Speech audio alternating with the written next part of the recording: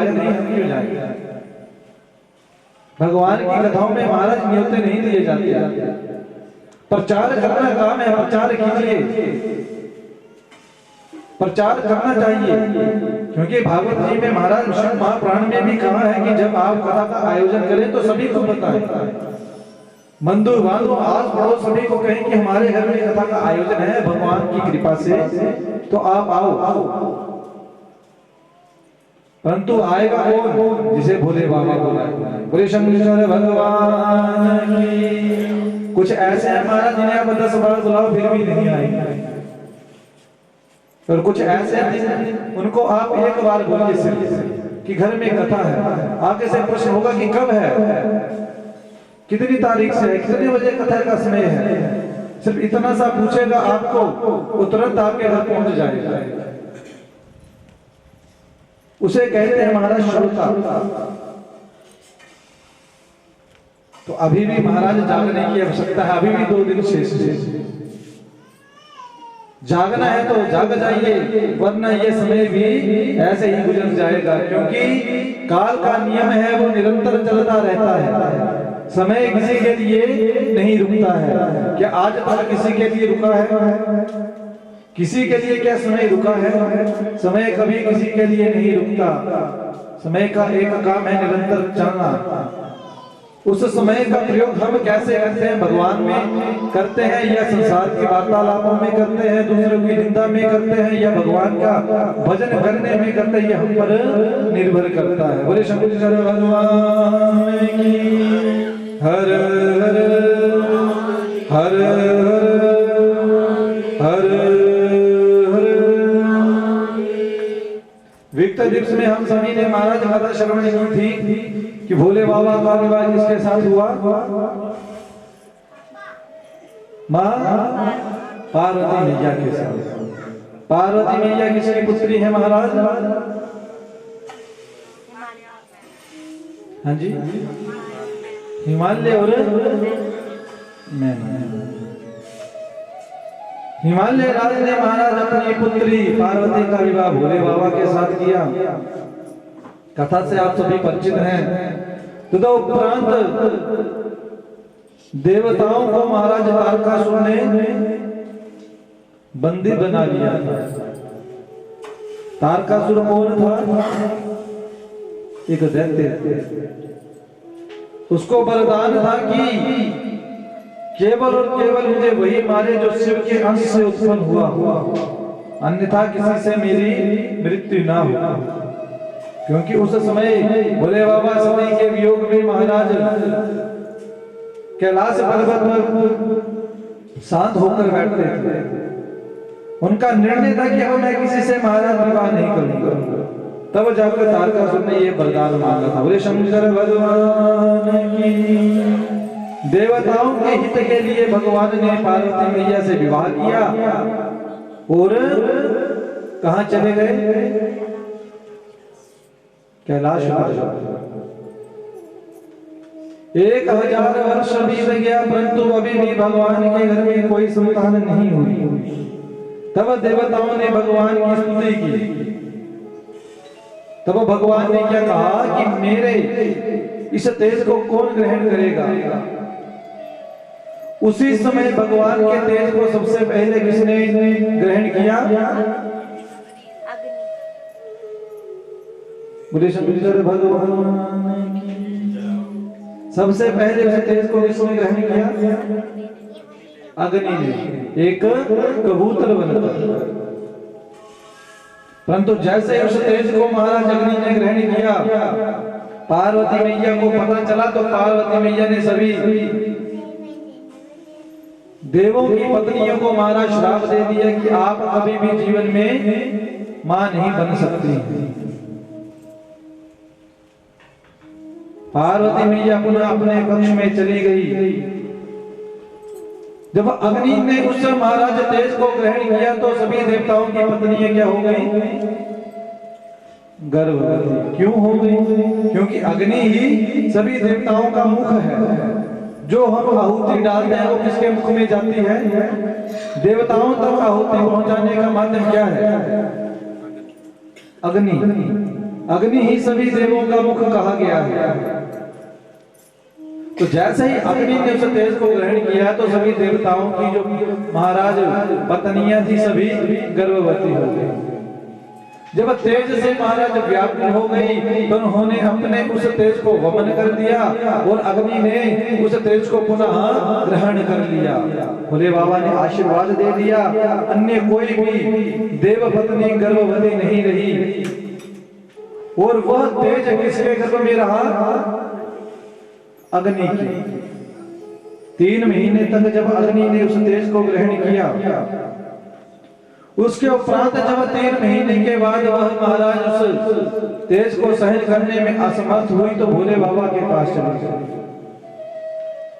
तो भोले बाबा ने अग्नि को कहा कि जैसे ही माघ मास आएगा, महाकुंभ में जो सबसे पहले स्त्रियां स्नान करने के लिए आएंगी, जैसे ही आपके समीप आएंगी तो इस तेज को आप उनमें स्थापित कर देगा। तो 3 महीने के बाद उस तेज को अग्निदेव ने किसमें भेज दिया? हाँ जी, है कुछ याद?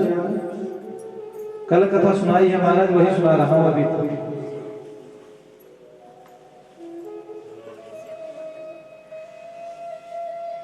बोले शंकर भगवान की। किसको दे दिए महाराज? है किसी को याद? बोले शंकर भगवान की। आज पर बिल्कुल पक्का है। 7 दिन में आज महाराज कर्म पक्का हुआ। कहने का तात्पर्य क्या है कि आपने जो सुना है उसका मनन किया है। जब चिंतन करोगे तभी याद रहेगा, वरना वही बात आ गई पुरानी, 1000 की और 10,000 वाली, वैसी स्थिति रहेगी। ऋषि पत्नियों में रोम कुंभ के माध्यम से 3 महीने के बाद उस तेज को दे दिया। ऋषि पत्नियों के जब महाराज गर्भ में वह भगवान का तेज आया, अग्नि तो उस तप से महाराज बच गई। अब ऋषियों की जो 6 पत्नियां थी, 7 ऋषियों की, उस समय अरुंधति नहीं गई थी। 6 ऋषि पत्नियां गई थी। तब उनको लगा कि हम गर्भवती हो गई, तो हमने तो ऐसा कोई व्यभिचार किया नहीं, तो हम गर्भवती कैसे हो गए? ऋषियों ने अपनी पत्नी को त्याग दिया।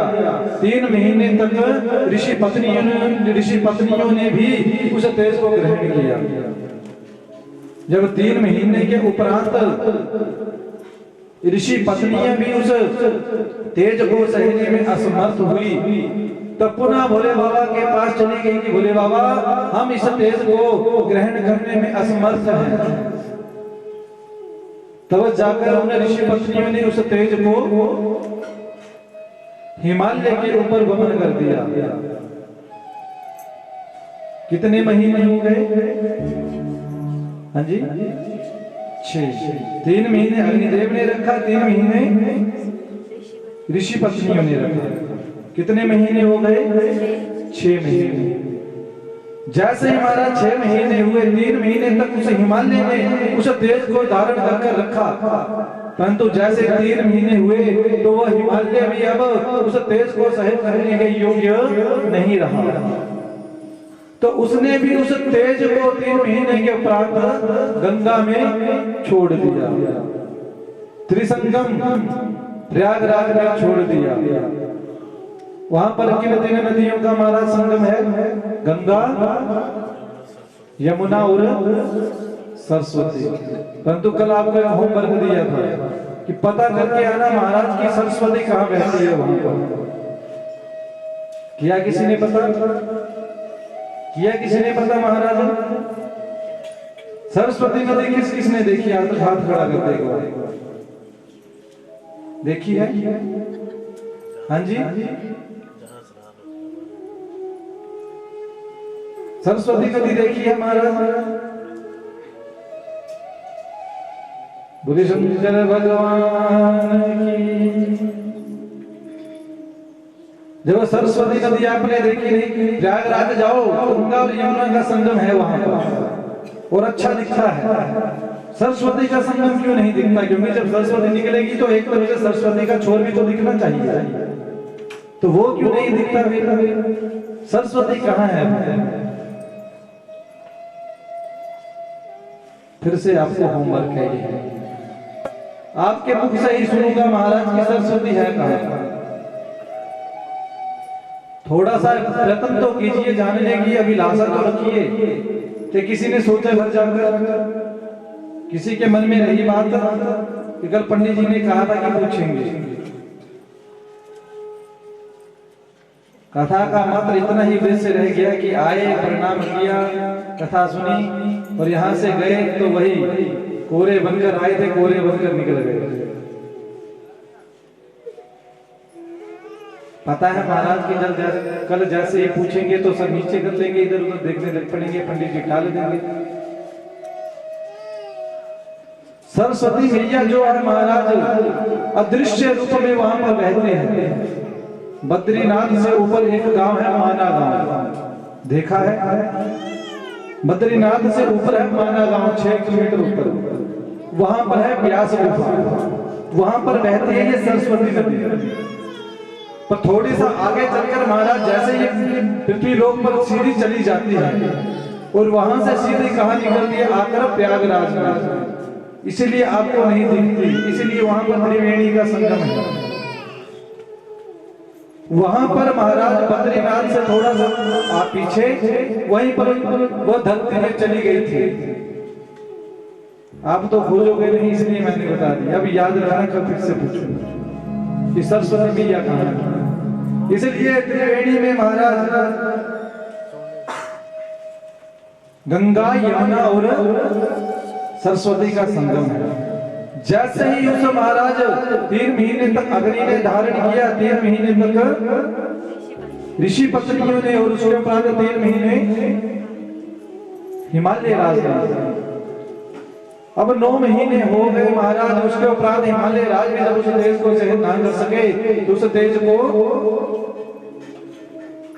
प्रयागराज में महाराज छोड़ दिया। जब गंगा माता त्रिसंगम भी उस तेज को सहन करने के योग्य नहीं रहा तो उन्होंने अपनी एक लहर से ही उस तेज को महाराज साथ में जो सरकंडे थे उनके ऊपर स्थापित कर दिया। तो वहां से एक बालक की उत्पत्ति हुई। जैसे ही बालक की उत्पत्ति हुई, अग्निदेव को पता चला तो अग्निदेव उसी समय वहां पर आ गए, उठा लिया, हृदय के साथ लगा लिया और नाम रख दिया कुमार। अग्निदेव जैसे ही लेकर आए महाराज, 6 घटिकाओं को पता चला तो 6 घटिकाओं ने अपना दूध पिलाना चाहा उस बालक को। तब महाराज उस कुमार ने लीला की और अपने 6 मुख कर दिए। बोलिए षणमुख भगवान की। नाम पड़ गया षणमुख, जिसके 6 मुख हैं। क्रौंच पर्वत पर महाराज वो कृतिकाएं लेगी, इसलिए नाम पड़ गया कार्तिक। बोले कार्तिक महाराज की। नाम क्या पड़ गया? कार्तिक। जैसे ही कार्तिक के नाम पड़ा महाराज, भोले बाबा ने सभी देवताओं को बुलाया, पता किया कि मेरा तेज गया कहां। पता चला कि क्रौंच पर्वत पर महाराज वह तेज है, वहां से एक बालक की उत्पत्ति हुई है, कार्तिकेय उसका नाम है। तब जाकर भोले बाबा पार्वती मैया के साथ गए और उस बालक को अपने साथ लेकर आए। कैलाश पर्वत पर जैसे ही लेकर आए महाराज, तो आज उन्हें सभी देवताओं का अध्यक्ष बना दिया गया कि आज से देवताओं की सेना का अध्यक्ष कौन है? कार्तिकेय। उसी समय देवता स्वर्ग में गए। स्वर्ग पर किसका अधिकार था? हाँ जी, गणपति का। तारकासुर। देवताओं ने तारकासुर को ललकार दिया जैसे तारकासुर बाहर आया तो देवता भाग गए, कार्तिकेय को आगे कर दिया कि प्रभु आप देखो, क्योंकि हम जानते हैं आप ही से मार सकते हैं, हम गए तो पिटाई और होगी, मरेगा ये है नहीं। तारकासुर ने महाराज कार्तिकेय के साथ युद्ध किया, एक ही बाण से महाराज कार्तिकेय ने तारकासुर का वध कर दिया। बोले शंकर भगवान की हर हर हर हर हर हर। सूत जी नारद जी कहते हैं कि भगवान, नारद जी किससे कथा सुन रहे हैं? हाँ जी, किससे? नारद जी ब्रह्मा जी से कथा सुन रहे हैं। तो नारद जी ने पुनः पिताजी से प्रश्न कर दिया ब्रह्मा जी से कि अधुना श्रोतुमिच्छामि गणेशमृतसूत्रम तज्जनं चरितं दिव्यं सर्वमंगलमंगलम। बोले शंकर भगवान की। आज महाराज प्रश्न कर दिए कि भगवान पिताजी, मैंने ऐसा सुना है कि भगवान महाराज शंकर की दो संतानें थी, कार्तिकेय का जन्म तो आपने बता दिया, परंतु गणपति जी का जन्म कैसे हुआ, उनके बारे में हमें थोड़ा सा बताइए कि गणपति की उत्पत्ति कैसे हुई। महाराज ब्रह्मा जी कहते हैं अरे नारद,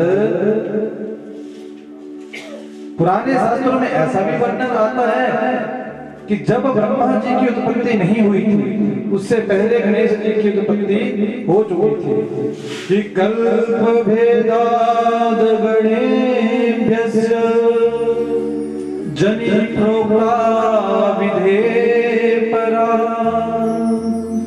शनि दृष्टि शिरश्चिन्नम संचितं गजकानन।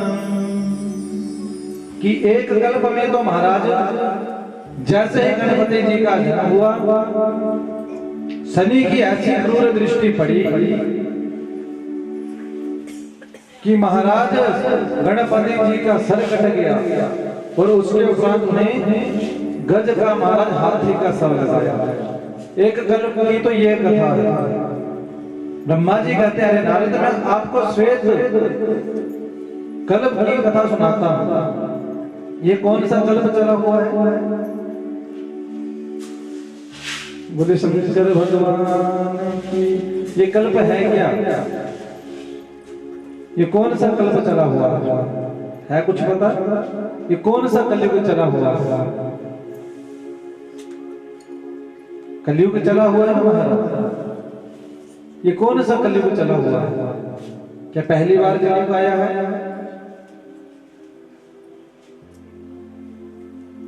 तो इस समय कौन सा कलयुग चला हुआ है? ये कल्प है क्या? कितने कल्प होते हैं?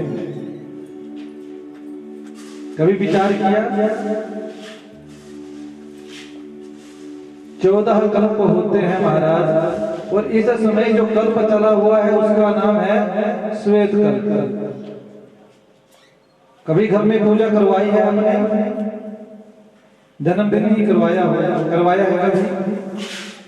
हाँ जी, आप तो रोज कर रहे हैं महाराज, आप बता दीजिए। आपने कभी घर में कथा करवाई, जन्मदिन करवाया, कभी पूजा करवाई? सब करवाते हैं अपने घर में। पंडित जी एक वाक्य बोलते हैं कि लीजिए हाथ में संकल्प, कीजिए संकल्प, बोलते हैं ऐसी बात है? किसी को ध्यान के संकल्प कीजिए। वो जब संकल्प बोला जाता है तो उसमें ये सभी बातें बोली जाती है।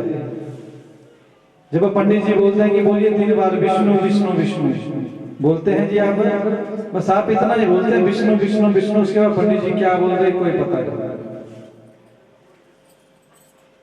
कभी ध्यान लगाकर सुनना कि पंडित जी क्या बोल रहे हैं। कभी पंडित जी को पूछा आपने? कभी आपने घर में पूजा करवाई, पाठ करवाया, यज्ञ करवाया, कभी पंडित जी को पूछा कि पंडित जी क्या हो रहा है? जब आप पूजा करते हैं तो पंडित जी क्या बोलते हैं कि दीजिए 4 जल के छींटे। आद्य मध्यम आचमन स्नानार्थम जलम समर्पयामि, गंधम समर्पयामि, यक्षानि समर्पयामि, यही बोलते हैं। तो 4 ही क्यों देते हैं? 5 भी दे सकते थे। ये 4 जल के छींटे क्यों दिए जाते हैं? कभी पूछा, प्रश्न किया? 4 ही क्यों देते हैं? 5 भी दे सकते थे आप। पंडित जी ऐसा नहीं बोल सकते कि 10 बार दीजिए। तो महाराज 4 ही क्यों दिए जाते हैं? कभी आपके मन में प्रश्न आया ये? हमें मतलब है केवल और केवल हमने 4 छींटे दिए तो ऐसे पकड़ते हैं एक बार दुर्गा और ऐसे 4 छींटे दे दिए एक बार। हाँ जी पंडित जी, अभी पंडित जी गंधम बोलते हैं तो यजमान जी चावल फूल सब कुछ एक साथ इकट्ठा कर दीजिए। पुनः आचमन जलम समर्पयामि लीजिए। श्रद्धा के साथ कभी हम पूजन करते नहीं, फिर अंत में क्या बोल देते हैं कि पंडित जी देखिए हम नहीं जानते कुछ, हमने आपको कंगना बांध दिया, अब आप जिम्मेवार, चाहे आप जैसा मर्जी करो, हमें नहीं पता क्योंकि हम नहीं जानते। ऐसी बात है। अगर आप बीमार हो और किसी भी डॉक्टर के पास आप चले जाएं, चाहे आपके पास जितना मर्जी धन हो, 500 की गड्डी ले गए और सामने रख दिया, कहा डॉक्टर जी ये रख ले, मैंने नोट आपके सामने, अब देख लो आपने कौन सी दवाई देनी है, क्योंकि मुझे नहीं पता है। किसी भी डॉक्टर के पास चले जाओ, डॉक्टर आपको कोई और ही दवाई दे दे, फिर आप अपना रोग ना दिखाई बोल देंगे डॉक्टर जी पैसे रख दिए मैंने, अब आपने जो दवाई देनी है दे दीजिए। डॉक्टर दवाई देगा तो क्या होगा? जो आपको दर्द है, जो भी आपकी पीड़ा है वो पूरी हो जाएगी, ठीक हो जाओगे आप बोल रहे डॉक्टर जी हमारी आपके प्रति श्रद्धा है, पूरी श्रद्धा रखते हैं हम आपके प्रति, श्रद्धा में कोई कमी नहीं, इसलिए आपको हमने ये पैसे दे दिए, अब आप जो मर्जी दवाई दे, तो दवाई खाकर आपका कल्याण हो जाएगा। हाँ जी, डॉक्टर भी आपके योग्य होना चाहिए, जो आपको बीमारी है उसके योग्य डॉक्टर भी होना चाहिए कि नहीं? केवल धन से काम नहीं चलता। उसी प्रकार ब्राह्मण भी योग्य होना चाहिए महाराज। ऐसा नहीं कि मन किया जो भी आगे घर में, हाँ जी पंडित जी शास्त्री किए नहीं जी बस लगू दे, बस आए हाँ जी डोर बनी थे जी मैं तुम जो अच्छा मुझे नहीं पता तो आप ही दिख दे रहे, कल्याण हो जाएगा? कभी नहीं होगा। आप पूछने के अधिकारी हैं महाराज। कल भी मैंने आपको कहा था कि दान और दक्षिणा में अंतर होता है। दक्षिणा किसे कहते हैं? जो पंडित जी का कर्म है उसके योग्य जो आप धन देते हो, आप वो दक्षिणा दोगे आप। जब आप कर्म करवाओगे तो आप दक्षिणा भी दोगे ब्राह्मण को, तो आपका पूछने का अधिकार है, जानने का अधिकार है। जब आपको पता होगा कि 4 ही छींटे क्यों दिए जाते हैं, ये तिलक लगाया जाता है, इसका क्या महत्व है, जब आप पूछेंगे महाराज पंडित जी जब आपको बताएंगे, जब फिर आपकी उनके प्रति श्रद्धा भी जागेगी। जब श्रद्धा जागेगी, पूर्व में कहा था मैंने कि जानो बिना होए नहीं प्रतीति, ओ बिन प्रतीति होए नहीं प्रीति, कि जब तक आप जानोगे नहीं तब तक आप मन से लगाओगे नहीं, और जब तक मन नहीं लगेगा तब तक पूजा भी ऐसे 4 छींटे ही होंगे। तो 4 ही छींटे क्यों दिए जाते हैं? पाद्यम, अर्घ्यम, आचमनीयम, स्नानार्थम। पाद्यम अर्थात पैर धोने के लिए जल। ये जो परंपरा है शास्त्रों की, ये पुराने समय की परंपरा है हमारी, जिस समय ये गाड़ी मोटर इत्यादि नहीं चली थी। पुराने समय में जब हम पैदल जाते थे महाराज रिश्तेदारों के वहां, तो वो क्या करते थे? बोले शंकर भगवान की, क्या करते थे? जैसे आप दूर गए पैदल चल गए तो सबसे पहले वो बोलते थे कि आइए हमारे घर में बैठिए, पैर धोने के जल देते थे। फिर उसके बाद हाथ धोने के लिए, फिर पीने के लिए, फिर बोलते थे कि बड़ी दूर से आए हो स्नान भी कर लीजिए, फिर भोजन करते हैं आनंद से। तो इसलिए 4 छींटे दिए जाते हैं। पाद्यम, अर्घ्यम हाथ धोने के लिए, आचमनीयम पीने के लिए जल, और स्नान करने के लिए जल, इसलिए 4 छींटे दिए जाते हैं। जो शास्त्रों के अनुसार परंपरा बनी है महाराज, उसका कोई ना कोई तो विधान है। ये कलयुग कौन सा चला हुआ है? पंडित जी संकल्प में बोलते हैं, उसमें पूछना पंडित जी से। अष्टाविंशतितमे कलियुगे कलि प्रथम चंडे जम्बूद्वीपे भारतखंडे भारतवर्षे बोलते हैं ऐसा कुछ। फिर पूछते हैं हाँ जी कहां से हो आप? जगह धना कैसा लखो नाम निग्रामे एक सिद्धि अधिकम देश सहस्त्र संख्या पर के कालिक संतना मध्य सूर्य दक्षिणायने दक्षिण गोले मासा नाम उत्तमे मासे, सुना है ऐसा कुछ बोलते हैं। उस समय महाराज बताया जाता है अष्टाविंशतितमे कलियुगे 28वां कलयुग ये चला हुआ है। इससे पहले 27 कलयुग बीत चुके हैं, 28वां ये कलयुग चला हुआ है। और कलयुग की आयु कितनी है? 4,32,000। कलयुग की महाराज कलियुगे कलि प्रथम चरणे जम्बूद्वीपे, कलयुग की महाराज 4,32,000 आयु है। उसके भी 4 भागों में से बांटा गया है। ये कौन सा भाग चला हुआ है? पहला कलियुगे कलि प्रथम चरणे, पहला चरण कलयुग का चला हुआ है। अभी 3 चरण शेष है। तो पहले मेरी स्थिति देख लीजिए कैसी है। अभी 4 तो आगे हैं। बोले शंकर भगवान की हर हर हर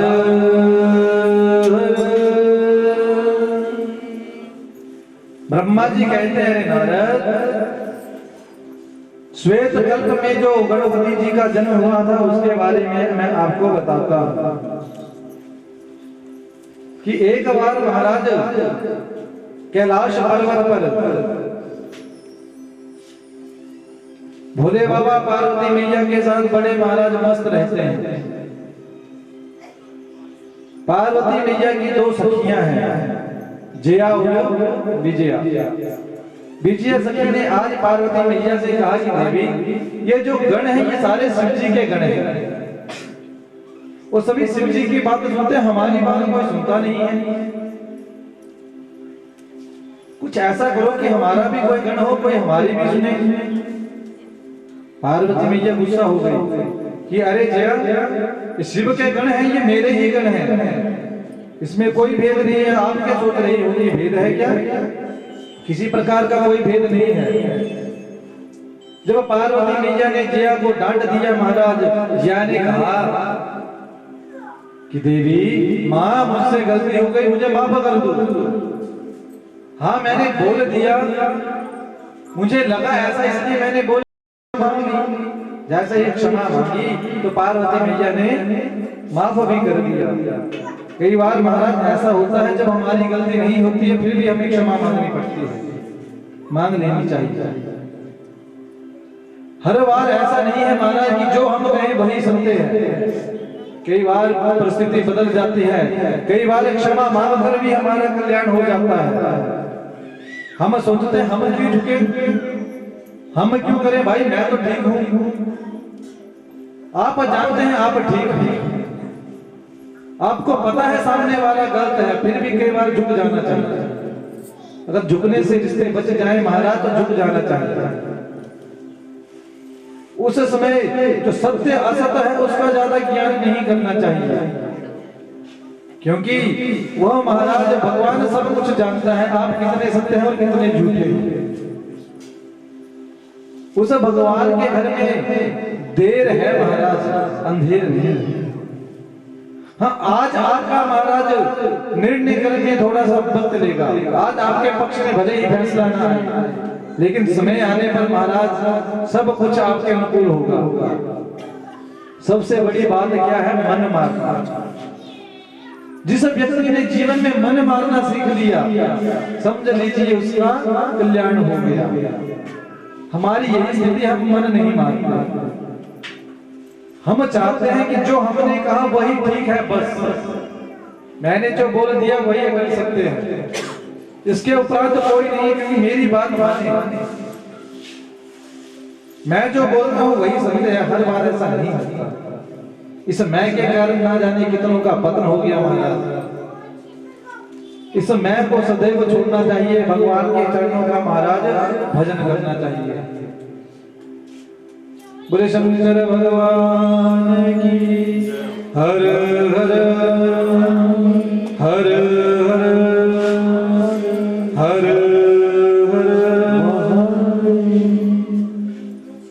आज महाराज जैसे पार्वती मैया ने डांटा तो जया नाम की जो सखी थी उसने क्षमा मांग ली।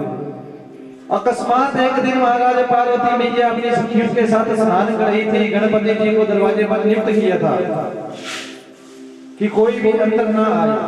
भोले बाबा घूमते घूमते आए और जैसे अंदर जाने के लिए तैयार हुए तो उसी समय गणपति ने रोक दिया, नंदी ने रोक दिया, कहा कि आप अंदर नहीं जाओगे। भोले बाबा ने कहा नंदी तो मुझे रोकता है? नंदी ने हाथ जोड़ लिया, प्रभु आपका घर है।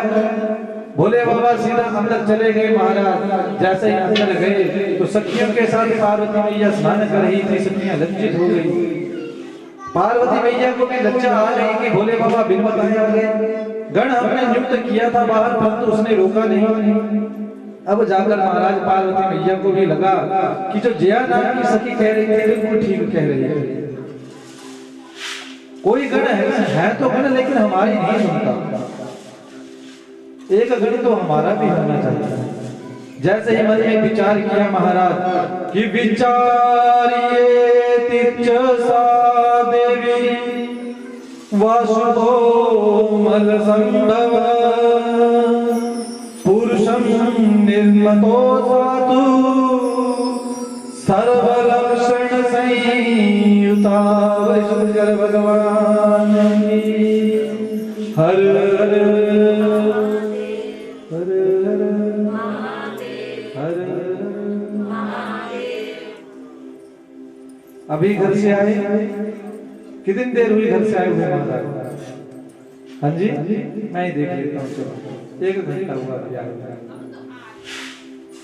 तो कुछ ना कुछ तो भोजन घर में पाक रहे होंगे, भोजन नहीं भी करके आए होंगे, कुछ ना कुछ तो पाक रहे होंगे। हाँ जी, कुछ ना कुछ खाकर आए हैं, खाया है कि आज व्रत किया है महाराज। बुधवार का किसका व्रत है आज? हाथ खड़ा कर है किसी का? व्रत भी नहीं है और खाकर भी आए हैं। आवाज ऐसे निकल रही है महाराज कि ना जाने कितने दिनों से भूखे। जब शरीर में शक्ति नहीं रहती तब जाकर इतनी आवाज निकलती है। बोले शंकर भगवान की हर हर हर हर हर।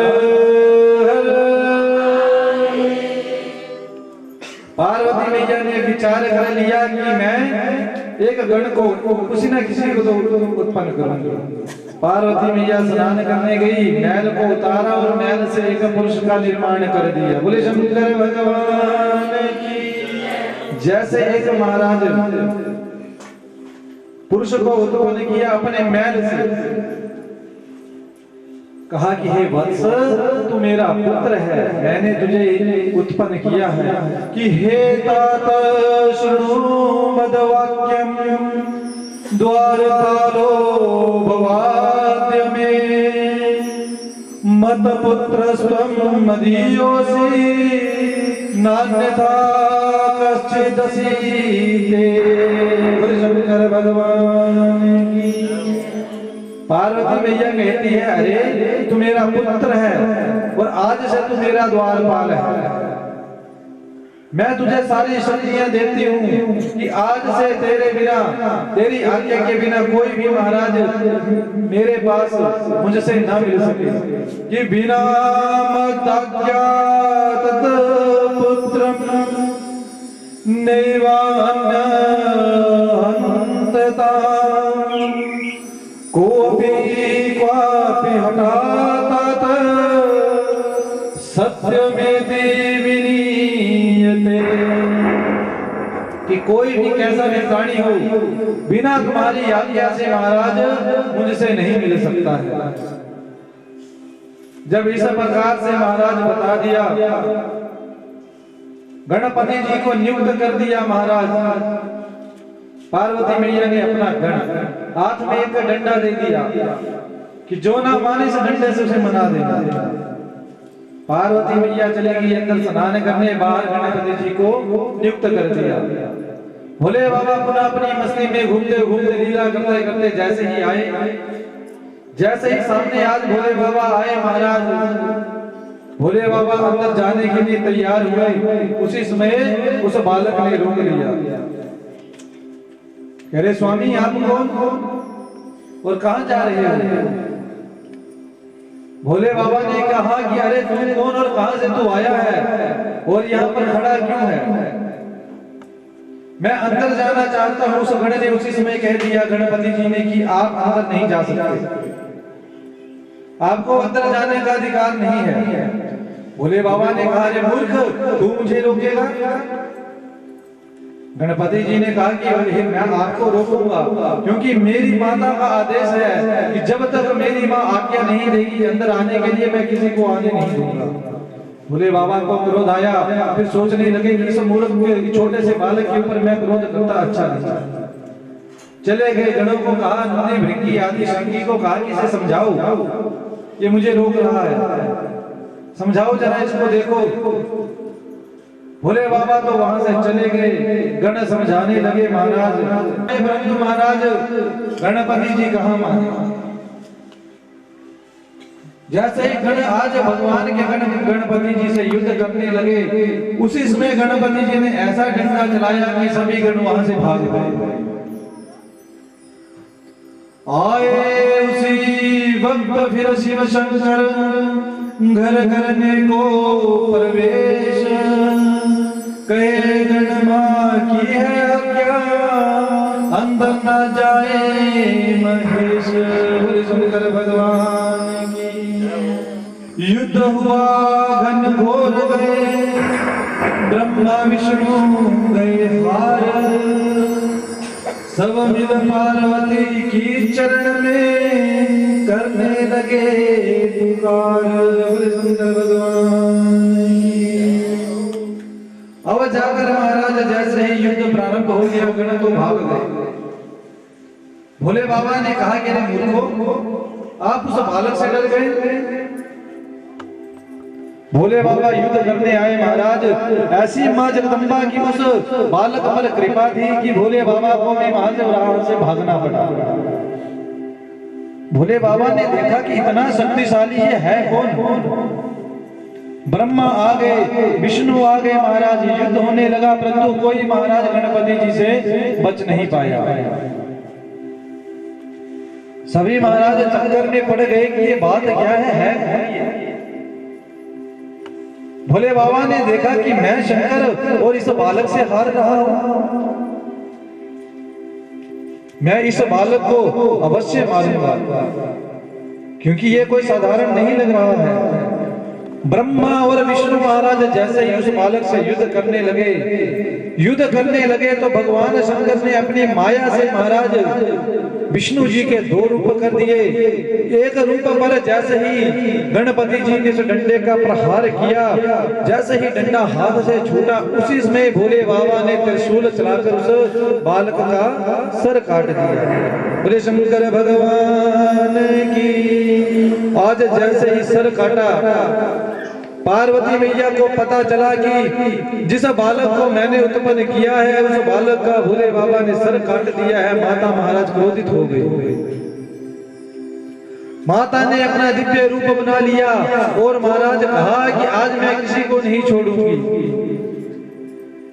अनेक अपनी भूत प्रेतों को इकट्ठा कहा कि आप सभी के साथ युद्ध किए। भगवान शंकर के महाराज गण आए, सभी के साथ युद्ध किया कि लाख करोड़ गण हो गए, गण किए अकेले हार, काटे सिर त्रिशूल से शिव जी, मच गई हाहाकार। हाहाकार मच गया महाराज कि किम करिष्यामि सा देवी संहारं वाप्य काल्यत इति संशयं सापन्ना जीवनाशाहता भवत। बोले शंकर भगवान की। हाहाकार मच गया सभी देवी देवता महाराज आज सोचने लगे कि होने क्या लगा ये। जब ब्रह्मा विष्णु शिव शंकर सभी महाराज पार्वती मैया के क्रोध को शांत नहीं कर पाए, सभी चले गए महाराज माँ पार्वती के चरणों में माँ की स्तुति करने लगे कि जगतम जगदम्बभ्यं नमस्तुभ्यं शिवेन स नमोस्तुते चंडिकायै नमस्तुभ्यं कल्याणै ते नमो नमः दुर्गा मैया की हर हर हर हर हर हर। सभी पार्वती मैया की शरण में चले गए कि माँ आप ही हमें बचाइए, आप बताओ कि हमारा कल्याण कैसे होगा। माँ ने कहा कि अगर आप इस मेरे पुत्र को जीवित कर देंगे और इसे प्रथम स्थान पूजा का स्थान दे देंगे तभी मैं अपने क्रोध को शांत कर पाऊंगी। उसी समय शंकर भगवान ने अपने गणों को भेजा कि उत्तर दिशा की तरफ जाइए और जो भी सबसे पहले आपको सर मिले महाराज तो उसका उस सर को ले आइए। उसी समय भगवान के गण उत्तर दिशा में गए। सबसे पहले हाथी का महाराज सर रास्ते पर मिला, उसी हाथी के सर को लेकर आए, उस बालक के ऊपर लगा दिया। जैसे ही लगाया भगवान ने अपनी दिव्य शक्ति का संचार किया और बालक बोलना प्रारंभ करता है। बोले शंकर भगवान की, बोले गणपति भगवान की। ये सारी लीला किस दिन हुई कि मार्गशीर्षे तथा मासे रमाया वै चतुर्थिका प्रातः स्नानं तदा कृत्वा व्रतं विपन्निवेदनम्। मार्गशीर्ष मास महाराज रमा नाम की तिथि चतुर्थी तिथि थी। मार्गशीर्ष मास जानते हैं, अभी जब गणपति उत्सव मनाया गया पिछले महीने, किस महीने में आता है गणपति उत्सव? हाँ जी, आश्विन मास से पहले कौन सा मास था? पिछले महीने तो मनाया गया। जब आपने घर में गणपति भी रखे होंगे, रखे थे किसी ने? गणपति पूजन किया था? हाँ जी, है किसी को याद? चतुर्थी तिथि थी, मार्गशीर्ष मास था। मार्गशीर्ष मास में चतुर्थी तिथि में ये कौन सा महीना चला हुआ है? अक्टूबर। अभी सितंबर में मनाया गया महाराज। आश्विन मास से जो पहला है, ये जो संक्रांति हुई इससे पिछली जो संक्रांति थी मार्गशीर्ष मास उसे कहते हैं। हमें महाराज देखिए इतनी विचित्र विडंबना है हमारी कि जनवरी फरवरी सभी को याद है कोई जिसे जनवरी फरवरी याद ना हो? है कोई ऐसा हमारे बीच? और जो हमारे अपने महाराज अपने नाम है महीनों के, वो किसी को याद नहीं है। किसी को याद है? जो 12 महीनों के नाम बता दे। चैत्र, बैसाख, जेठ, आषाढ़, श्रावण, भाद्रपद, आश्विन, कार्तिक, मार्गशीर्ष, पौष, माघ, फाल्गुन। है कोई जो बता दे? अंग्रेजों के हमें सब कुछ याद है और जो हमारी अपनी संस्कृति उसे भूल बैठे। मार्गशीर्ष मास की चतुर्थी तिथि को महाराज गणपति जी को पुनः जीवित कर दिया और कहा कि आज ये तिथि, आज ये महीना, आज ये बार केवल और केवल आपका है। जो कोई भी गणपति जी को महाराज दुर्वा चढ़ाता है, हरि दुर्वा, जो भी गणपति जी को हरि दुर्वा चढ़ाएगा भगवान उसका शीघ्र ही मंगल करेंगे। परंतु हरि दुर्वा भी कैसी होनी चाहिए? कितनी लंबी हरि दुर्वा चढ़ती है गणपति जी को? हाँ जी, हरि दुर्वा चढ़ाते हैं महाराज, क्यों चढ़ाते हैं? और कितनी लंबी हरि दुर्वा महाराज गणपति जी को चढ़ती है? बोले शंकर भगवान की वितस्ति मात्रा दुर्वाच त्र्यंगाम्बे मूलवर्जिता। कि 3 उंगल लंबी, तीन गांठों से जो युक्त हो, हैदरुबा में गांठें होती है ना छोटी छोटी, तीन गांठों से जो युक्त हो और मूल से रहित हो। ये नहीं कि आप धरती से उखाड़ लेकर आए, उखाड़ कर नहीं, तीन गांठें हो और मूल से रहित हो, ऐसी ध्रुवा गणपति जी को चढ़ती है। बोले शंकर भगवान की हर हर हर हर हर हर। तीन उंगल लंबी और तीन कम से कम तीन गांठें महाराज उस हरिध्रुवा में हो। और कहा कि जो गणपति जी को 12 हरिध्रुवा की डालियां चढ़ाता है या 21, भगवान उसकी सभी मनोकामना को बड़ी शीघ्र ही पूर्ण कर देते हैं।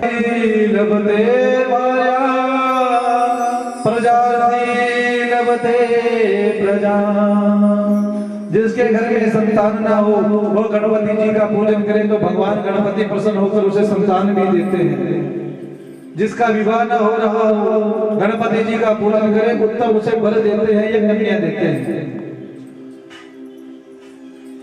ये आपको महाराज अनेक लाभ बताए, केवल और केवल कहा कि आप कर देखिए। पहली शर्त क्या है? श्रद्धावान लभते ज्ञान। सबसे पहले हमारे अंदर श्रद्धा होनी चाहिए। बोले शंकर भगवान की हर हर हर हर।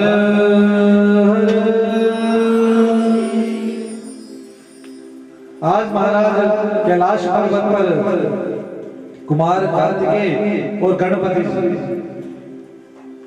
दोनों बड़े महाराज प्रेम पूर्वक रहते हैं। दोनों बालक धीरे धीरे बड़े होने लगे। जब बच्चे बड़े हो जाते हैं तो माँ बाप को क्या चिंता पड़ जाती है? हाँ जी, क्या दी चिंता कि मुन्नू बड्डा हुई या मुन्नी बड्डी हुई और ब्याह करना भी जरूरी। सही जितना आज पार्वती मैया जो भी बोले बाबा अगर पार्वती मैया अपनी जगह से सोचना लगे कि हाँ जो मुन्नू बड्डी हुई है ब्याह करना कुछदा करिए। विवाह योग्यम संजातो सुतावेति चताभो विवाहश्च कथम कार्यम पुत्रयोर भयो शुभम। कि दोनों की महाराज विवाह कर्म तो करना है, परंतु करें कैसे? तब एक युक्ति माता को महाराज सूझी कि अहम च परित्यापी अहम चैव पुनः पुनः परस्परं च नित्यं वै विवादे परदारो। कि हम इस फालतू के चक्कर में पड़ेंगे नहीं, इसका विवाह पहले करना है। बस एक काम करेंगे कि हम दोनों पुत्रों को बोलेंगे कि आप पृथ्वी का चक्कर लगा कर, जो 3 पृथ्वी की परिक्रमा पहले कर देगा उसका विवाह हम पहले कर देंगे। कि यश्चैव पृथ्वीं सर्वा क्रांत्वा पूर्वमाव्रजे तस्यैव प्रथमं कार्यो विवाहशुभलक्षणा। बोले शंकर भगवान की हर हर हर हर हर हर। क्या योजना बनाई महाराज कि जो पृथ्वी की पहले 3 परिक्रमा कर आएगा उसको हम उसका विवाह पहले कर देंगे। दोनों पुत्रों को बुलाया। जैसे ही दोनों पुत्रों को बुलाया कहा कि अरे कार्तिकेय, अरे गणेश, जो पहले इस पृथ्वी की 3 परिक्रमा कर आएगा उसको हम उसका विवाह सबसे पहले कर देंगे। बोले शंकर भगवान की। ऐसा सुना महाराज उसी समय कार्तिकेय ने अपना वाहन बुलाया। क्या वाहन है कार्तिकेय का? हाँ जी, मोर पर बैठे और उसी समय चल दी। गणपति सोचने लगे कि इतना मोटा मेरा शरीर, 4 कदम चलता हूं तो ऐसे सांस चढ़ जाता है, और मेरा वाहन क्या मूसक। चूहे पर चला, 3 परिक्रमा लगाते लगाते तो सदियां बीत जाएंगी महाराज। कोई ना कोई महाराज युक्ति तो लगानी पड़ेगी, क्योंकि बुद्धिमान बड़े थे। उसी समय एक युक्ति उनके दिमाग में आ गई कि आसने स्थापिते हयम् पूजार्थे भवातिरः। ये 2 आसन लगाए बड़े प्यारे। एक आसन पर पार्वती मैया को बिठा दिया, एक पर भोले बाबा को बिठा दिया। दोनों को बिठा दिया महाराज, और अपने माता पिता की ही 3 परिक्रमाएं गणपति जी ने कर दी। जैसे ही 3 परिक्रमाएं की, बोले शंकर भगवान की 3 परिक्रमाएं लगा दी। कहा कि पिताजी मैंने पूरे संसार की परिक्रमा लगा दी, अब आप मेरा विवाह पहले कर दीजिए। शंकर भगवान लीला करते हुए कहते हैं, अरे गणपति तूने हमारी 3 परिक्रमाएं की है, संसार की नहीं की है, पहले जा पृथ्वी की लगा कर आ। गणपति जी ने कहा कि मैंने शास्त्र पढ़े हैं, शास्त्रों में ऐसा लिखा है कि माता पिता की पूजा हो गई तो सब कुछ हो गया। बोले शंकर भगवान की। कहा कि गण महाराज भगवान कहते हैं गणपति इन बातों से कल्याण नहीं होगा। तब जाकर गणपति जी कहते हैं भगवान अगर आप मेरी बातों को काट रहे हैं काटिए, परंतु पहले मेरी भी बात सुन लीजिए कि पितोश्च पूजनम कृत्वा प्रकामी च करोमि सह तस्यैव पृथ्वी जन्यम फलम भवति निश्चनम। शास्त्रों में ऐसा लिखा है पिताजी कि जो अपने पिता की माता की पूजा कर लेता है उसे सभी तीर्थों का पुण्य का पूरी पृथ्वी में जितने भी महाराज धाम है सबका पुण्य मिल जाता है। पिताजी शास्त्रों में ऐसा ही लिखा है। ये महाराज गणपति भगवान शंकर को उपदेश नहीं दे रहे हैं, उनके माध्यम से हमें समझा रहे हैं कि जिस पुत्र के माता पिता घर में होते हैं और माता पिता को दुखी कर कर अन्य स्थानों पर चला जाता है महाराज पुण्य करने, तो कभी उसका कल्याण नहीं होगा। जो घर में साक्षात तीर्थ हैं उनको तो कभी आपने देखा नहीं, घर में बूढ़े माता पिता हैं उनको कभी आपने रोटी के लिए नहीं पूछा और तीर्थ में जाकर अंदर लगा रहे हैं, कल्याण होगा कभी नहीं होगा। कि पुत्रस्य च मही तीर्थम पित्रोश्च चरण पंकजम। कि माता पिता के चरणों में ही महाराज सभी तीर्थों का स्थान है। जो पुत्र अगर माता पिता के महाराज चरणों का अमृत पी लेता है, चरणामृत पी लेता है तो उसका सदैव कल्याण हो जाता है।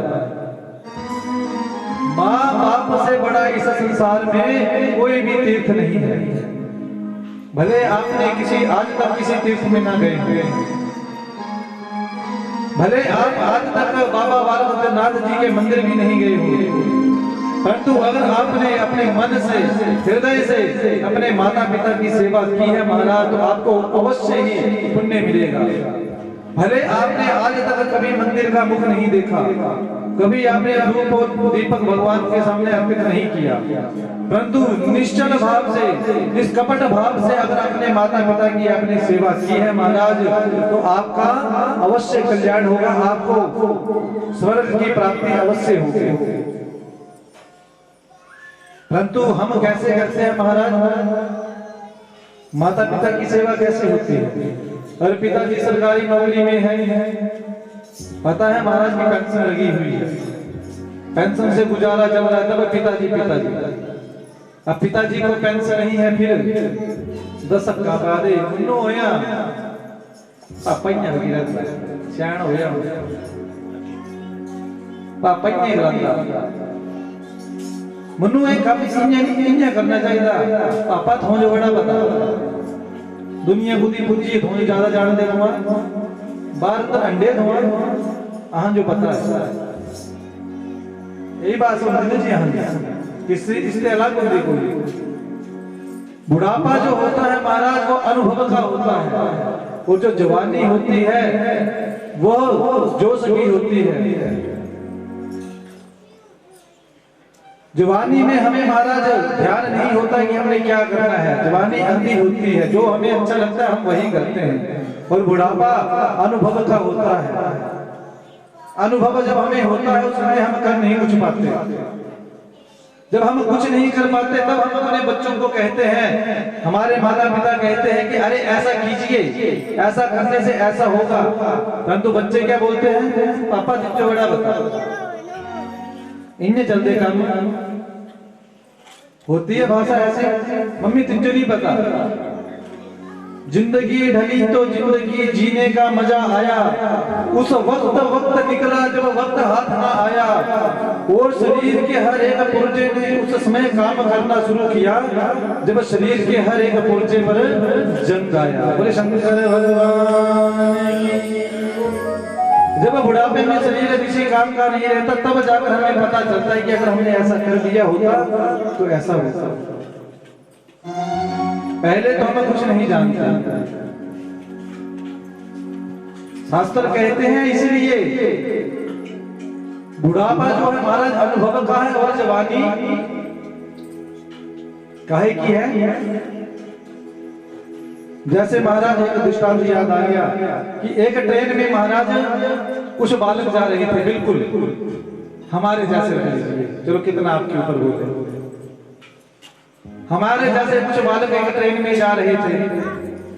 ट्रेन में बैठे थे महाराज, तो एक बुजुर्ग आदमी भी बैठा हुआ था बगल में, बुजुर्ग आदमी बैठा हुआ था। वो चार पांच लड़के अर्थात महाराज लड़के जो हैं युवा थे। अब युवा में जोश तो काफी होता है। सोचे कि बैठे बैठे बोर हो रहे, कुछ करे क्यों ना। तो एक शरारती तत्व था बीच में, एक शरारती तत्व था, उसने देखा कि क्यों नहीं इसे चेन को खींच लिया जाए। वो लिखा था महाराज कि व्यर्थ में अगर चेन खींचोगे तो फाइन पड़ेगा। तो उसने सोचा कि क्यों नहीं इसे चेन को खींच दिया जाए। दूसरे ने बोला कि अगर चेन खींचेंगे टीटी आएगा, पूछेगा कि हाँ जी क्यों खींची, तो क्या बताएंगे। तो तीसरा था समझदार, बोला कि बूढ़े को फंसा देंगे, बूढ़ा बैठा तो है, बोल देंगे कि बूढ़े ने हमारे पैसे चोरे हैं।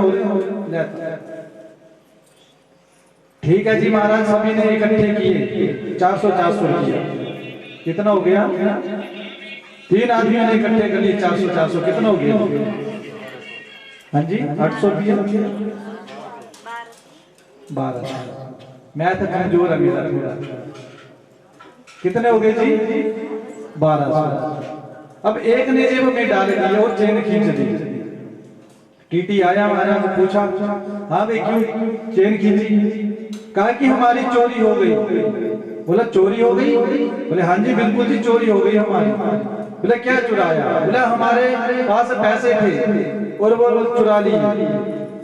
बोले किसने चुराए, बोले इस बूढ़े ने। तो बूढ़ा चक्कर में पड़ गया महाराज। वो महाराज लड़के तो सोच रहे थे कि बूढ़े को फंसाएंगे और खूब इसकी पिटाई होगी। जब पिटाई होगी महाराज तब हमें भी आनंद आएगा, क्योंकि रास्ते में हम बोर हो रहे हैं।